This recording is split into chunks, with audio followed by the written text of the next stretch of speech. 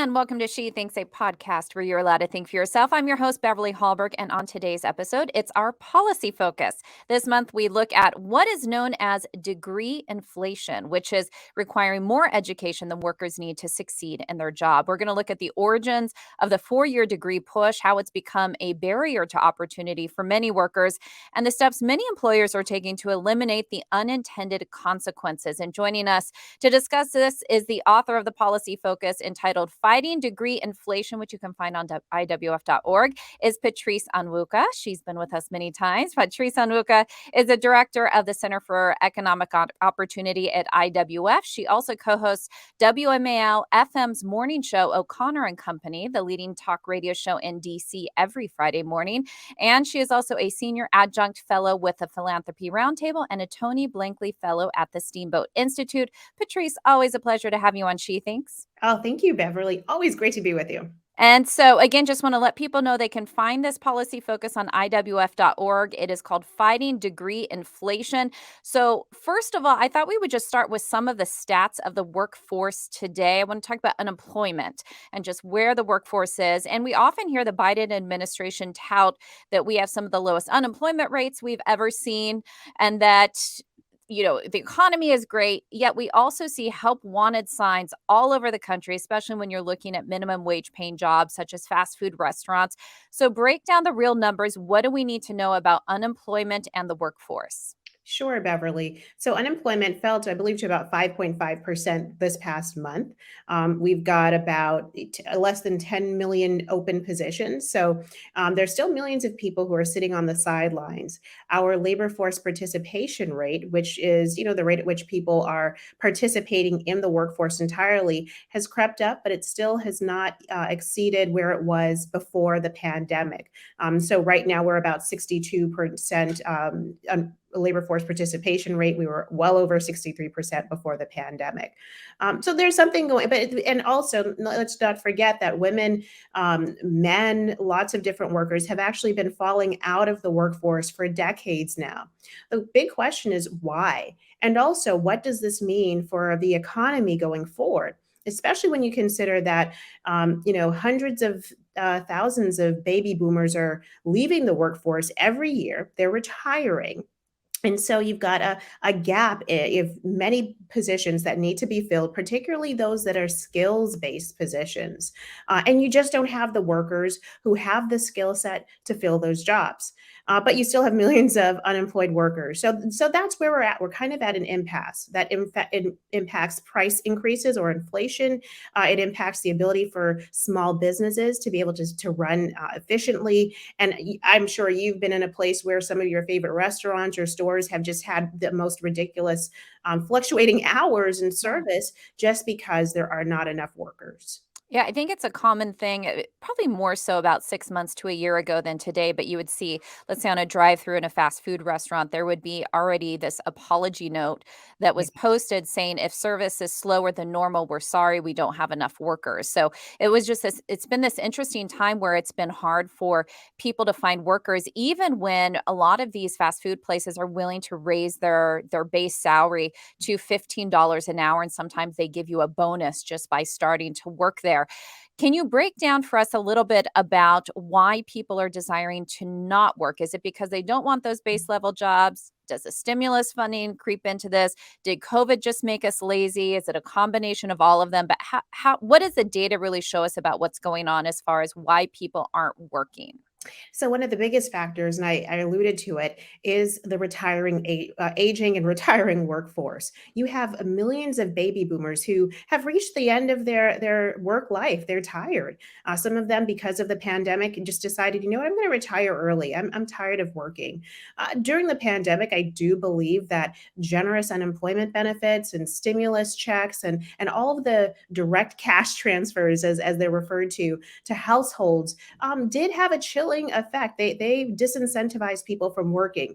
Now, a lot of that stimulus has worked out of the economy. Families have spent down their savings. So it's no longer a cushion for folks to, decide whether or not they want to work. But I think you also have a mismatch of skills. And in some locations in particular, you have companies maybe that have manufacturing jobs or service-based jobs, but they cannot find the kind of skilled workers within their locality to be able to fill those jobs. And it's unfortunate when you have unemployment that may be higher and with different demographics or in different locations because there are skilled workers, and you're seeing this in what we called middle skilled jobs. Now, not necessarily the lower wage entry level positions in retail or fast food, but it's in occupations where people can actually earn a middle class lifestyle. I mean, maybe it's in customer service representatives, sales representatives, in the trades from plumbing to roofers, different types of technicians. These are roles that do not require a 4-year degree, but do require some additional skills, maybe a little bit of training or advanced training. The problem is you have a young generation who has been raised to believe that the only way to a good middle class lifestyle is going through your local college campus, and that is not necessarily the case. And I think that's where we've come to in the workforce. And so I want to touch on that a little bit more because for decades, this 4-year degree trajectory has been considered the best pathway to get to the middle class. I know my parents said you need to go to college. All of my sisters did. I think most people my age and younger, they've been told that you need to get a college degree. Where did this mentality originate from? Obviously, it worked well for me. I'm not saying a college degree is a bad thing. It depends on what you want to do in life. But why was this the big push for almost all kids? Well, I believe I could trace it probably back to the 70s and maybe the 80s, where there was a particular emphasis on getting women into the workforce and getting minorities into the workforce. And part of that was by educating them, allowing them or encouraging them to go to colleges to pursue that 4-year degree. Because there was a time when, yes, a 4-year degree certainly did earn you higher earnings. And the data will suggest that if you do have a 4-year degree or more, you're likely to have a pretty good earnings potential over your lifetime. Now, that said, there are a lot of caveats. One of the biggest being student loan debt. And I certainly have a lot of student loan that I incurred in pursuing both my undergrad and graduate degree studies. And I think a lot of people do have the same. But it's simple, basic economics. When you have a limited supply of something and many people want it, so you have a limited supply of number of colleges or spots at a university, and a lot of people applying because they've been told this is the way to the middle class, then obviously it makes the degree more expensive. But then as you get more people into the system getting degrees and pursuing them, they're graduating. But because the people don't necessarily need those degrees, the value, frankly, of the degree starts to decline. And so it's not surprising when you see headlines like, is the college degree still worth it? And I think a lot of young people today are graduating or have recently graduated with student loan debt, with degrees in industries and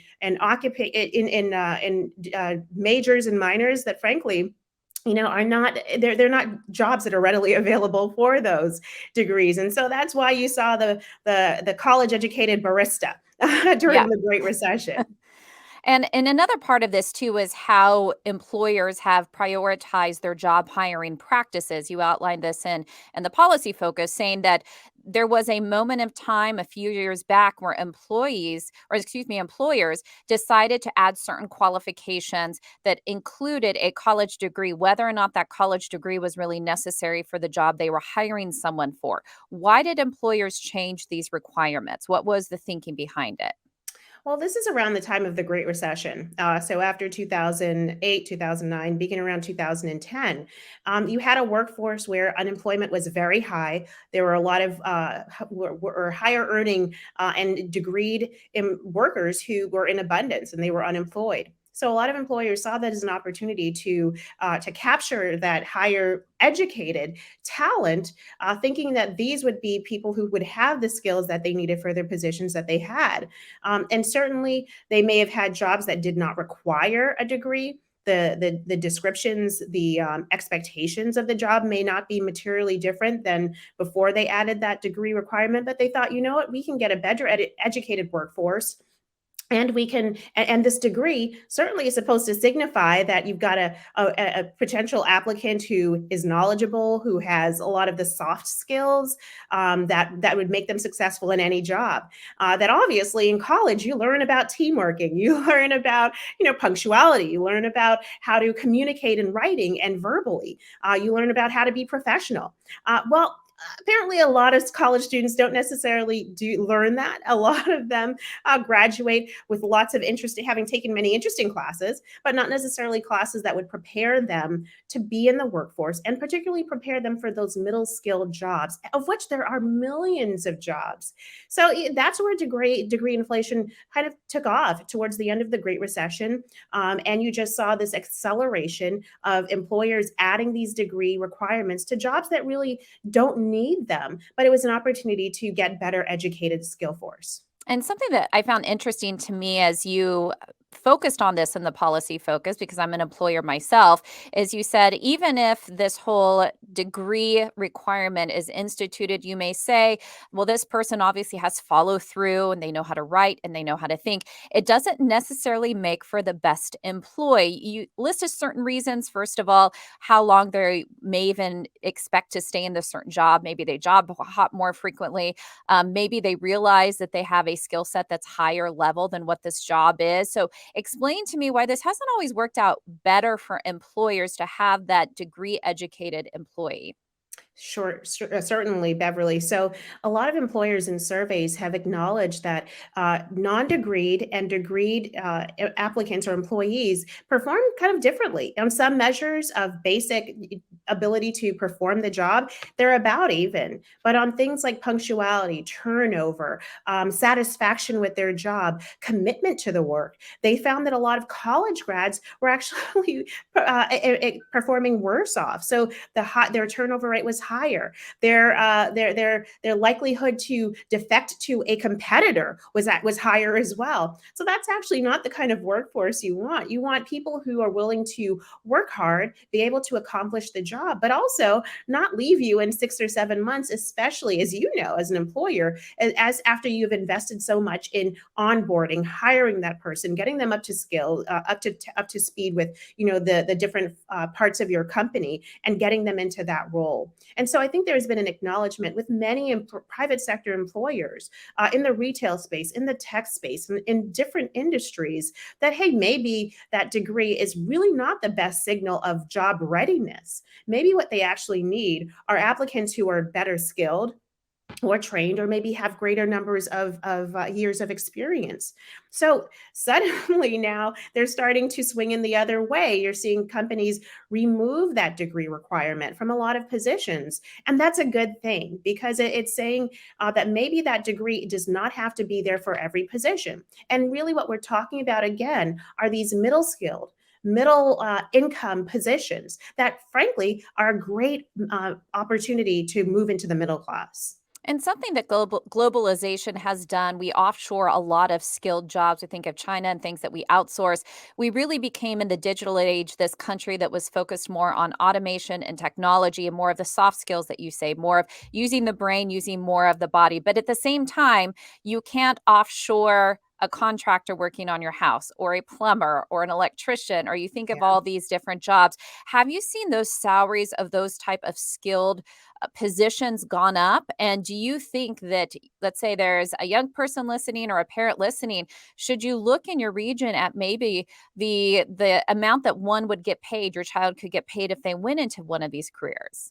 Absolutely. I mean, I think it goes without saying that for the trades, if you are skilled in some of those hard skilled jobs in construction, trades, some types of service positions, but those you have seen in wage increase at a phenomenal level, because there's so few people who are actually skilled to be able to lay brick, to be masons, to be electricians.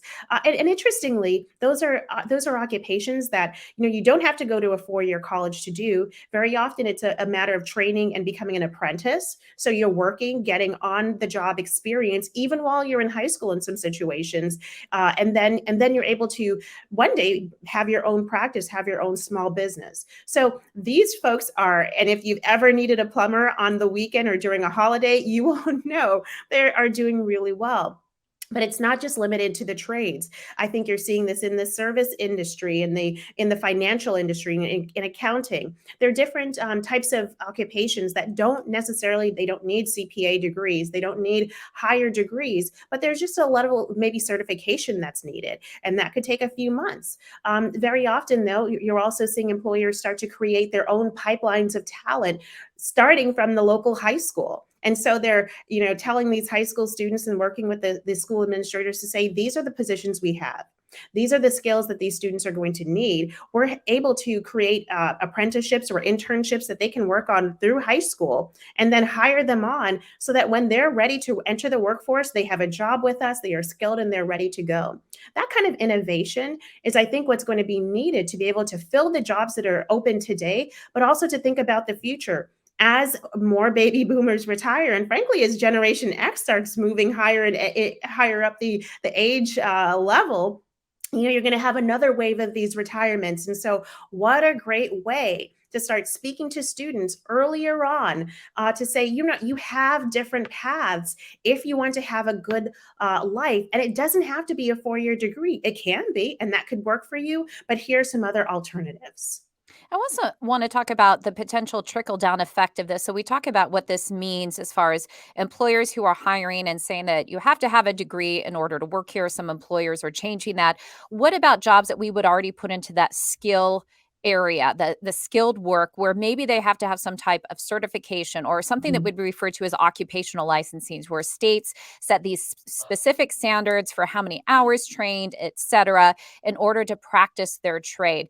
Are you finding that states are changing their requirements? The Fed is changing requirements because, frankly, there just aren't enough workers to fill the need that's there. Well, this isn't a good example of the public sector now starting to step up. So I was talking about the private sector moving away from these degree requirements with a lot of positions.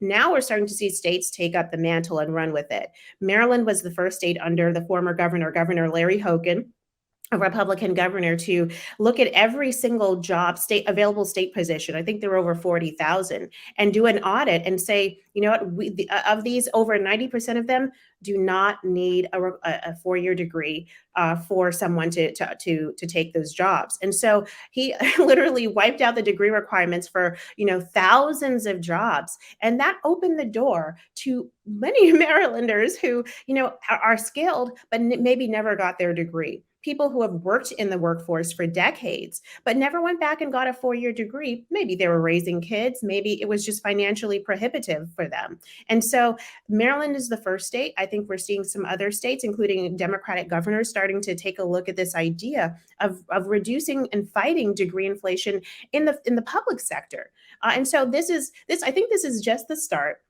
And Beverly, you mentioned occupational licensing, but I think degree inflation and occupational licensing are very similar. They're literally just this idea that you need certain requirements or certain certifications or certain XYZ for the opportunities that are available, regardless of whether those certifications, those requirements are actually germane to the job. I mean, it's like telling a hair braider who never touches a chemical, you need to go to beautician school and learn how to do chemicals and dyes and all of this. You don't need to learn that if that's not what you're doing. And certainly, degree inflation has been a barrier to opportunity, just like occupational licensing. For people who have criminal backgrounds and are not necessarily able to access federal funding to get a 4-year to support their 4-year degree. People who are immigrants, and very often, if you're an immigrant, you can't necessarily get federal funding to go to a 4-year college. For people for whom just the 4-year degree is too expensive, suddenly that degree can become a stumbling block or a hindrance. And so it's good to see that this is budding on the public sector. The private sector has been leading the way, and hopefully, working together, both will continue to look at all of the positions that they have and say, you know what, let's take a real assessment. Do we need these degree requirements? And now, honestly, it's going to take some work if you remove the degree requirement, but it's worth it because you're going to invest in the right kind of applicants and get the right kind of people in your positions. And final question for you. How much does a policy or an executive order like President Biden implemented, which is we're going to pay off your college loan debt, add to degree inflation? How does that play a role?